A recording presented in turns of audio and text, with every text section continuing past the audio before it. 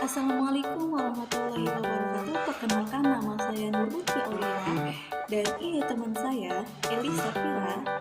Kami dari kelompok 1 yang akan menjelaskan tentang teori belajar behaviorisme. Selamat menyaksikan.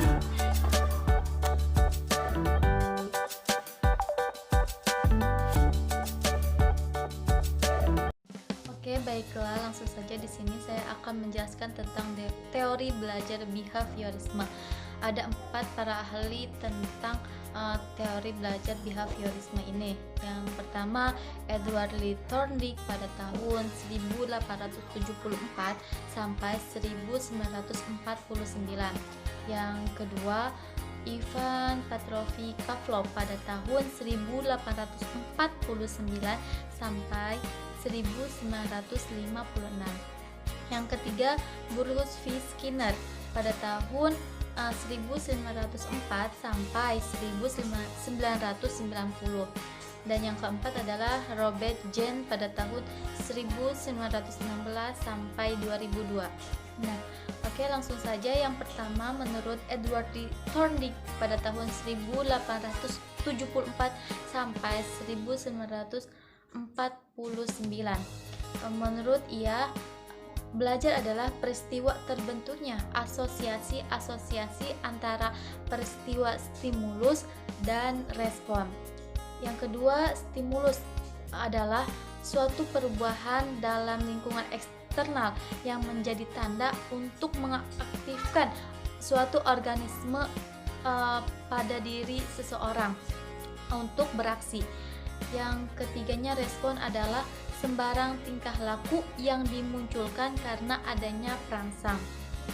Teori belajar behaviorisme ada 7 diantaranya. Yang pertama, mementingkan pengaruh lingkungan. Yang kedua, mementingkan elementalistiknya. Yang ketiga, mementingkan peranan reaksi. Yang keempat, mengutamakan mekanisme terbentuknya hasil belajar melalui stimulus dan respon. Yang kelima, mementingkan peranan kemampuan yang sudah terbentuk sebelumnya. Yang keenam, mementingkan pembentukan kebiasaan melalui latihan dan pengulangan. Dan yang ketujuh adalah hasil belajar yang dicapai adalah munculnya perilaku yang diinginkan. Yang ketiga, menurut Burrhus Frederick Skinner pada tahun 1904 sampai 1990. Yang pertama, operant conditioning adalah proses penguatan perilaku operan yang dapat berakibat perilaku berulang kembali.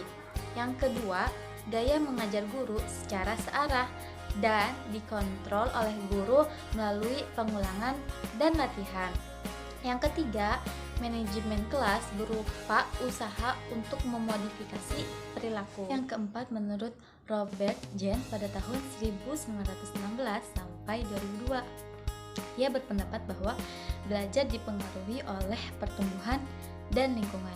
Namun, yang paling besar pengaruhnya adalah lingkungan individu seseorang, yang mana ini meliputi kepada perubahan lingkungan rumah, sekolah, geografis, dan lingkungan sosialnya. Nah, bagi Jahn juga, belajar tidak dapat didefinisikan secara mudah karena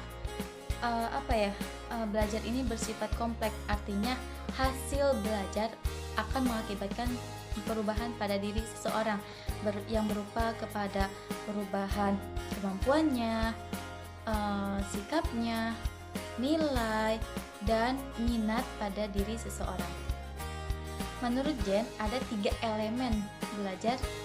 Yang pertama, individu yang belajar.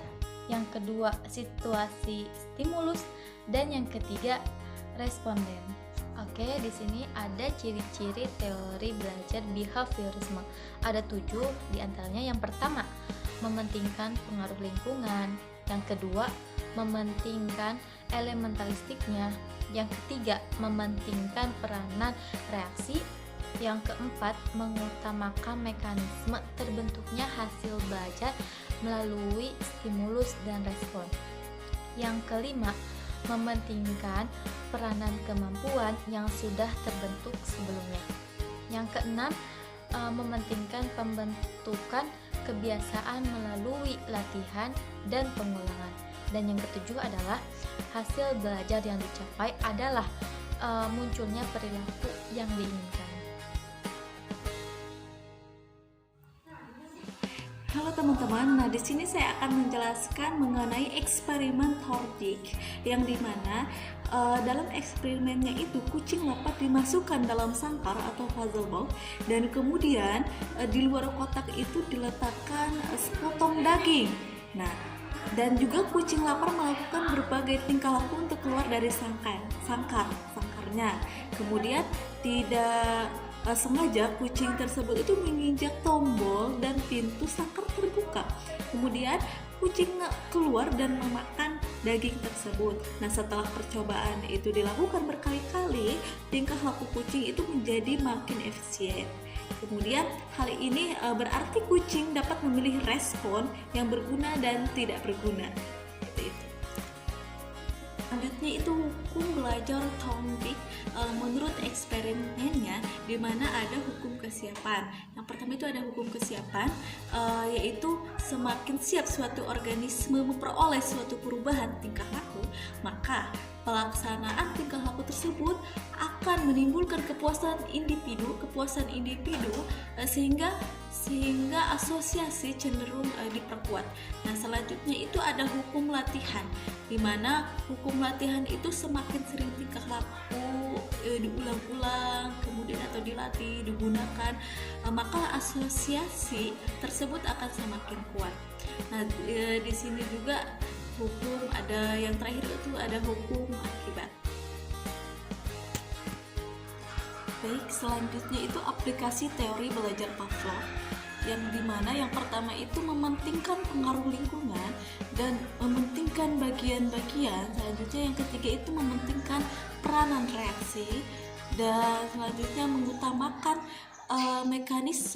menggunakan mekanisme terbentuknya hasil belajar melalui prosedur stimulus dan respon.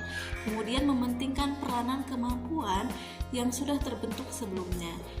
Selanjutnya mementingkan pembentukan kebiasaan melalui latihan dan pengulangan, dan yang terakhir itu hasil belajar yang dicapai adalah munculnya perilaku yang diinginkan. Nah, baik teman-teman nih, sebelumnya apa sih yang dimaksud dengan teori belajar behaviorisme? Jadi, menurut Skinner, teori belajar behaviorisme adalah hubungan antara stimulus dengan respon yang ditunjukkan individu atau subjek terjadi melalui interaksi dengan lingkungan. Kemudian teori ini menekankan teori Skinner itu menekankan bahwa tingkah laku yang ditunjukkan seseorang merupakan akibat dari interaksi antara stimulus dengan respon.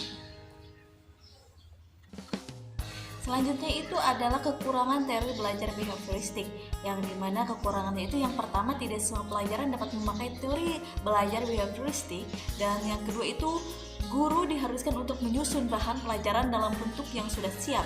Ketiga itu murid cenderung diarahkan untuk berpikir linear, konvergen, tidak kreatif, dan memposisikan murid sebagai murid pasif. Yang keempat itu dalam proses belajar mengajar, murid hanya bisa mendengar dan menghafal yang didengarkan. Kemudian yang kelima itu murid membutuhkan motivasi dari luar dengan sangat bergantung kepada gurunya. Nah, selanjutnya itu kelebihan belajar teori behavioristik itu diantaranya guru akan terbiasa untuk bersikap teliti dan peka saat kondisi belajar mengajar. Yang kedua itu guru sering membiasakan muridnya untuk belajar mandiri, tetapi ketika muridnya dalam kesulitan baru bertanya kepada gurunya. Kemudian yang ketiga itu dapat mengganti secara mengajar atau stimulus yang satu stimulus lainnya sehingga mendapatkan apa yang diterima oleh muridnya atau respon. Kemudian yang keempat itu dengan teori belajar ini sangat cocok untuk mendapatkan kemampuan yang mendukung unsur-unsur kecepatan, kemudian spontanitas dan daya tahan. Kemudian yang kelima itu teori ini bisa membentuk perilaku yang diinginkan. Mungkin cukup sekian dari kami, kurang lebihnya mohon maaf. Assalamualaikum warahmatullahi wabarakatuh.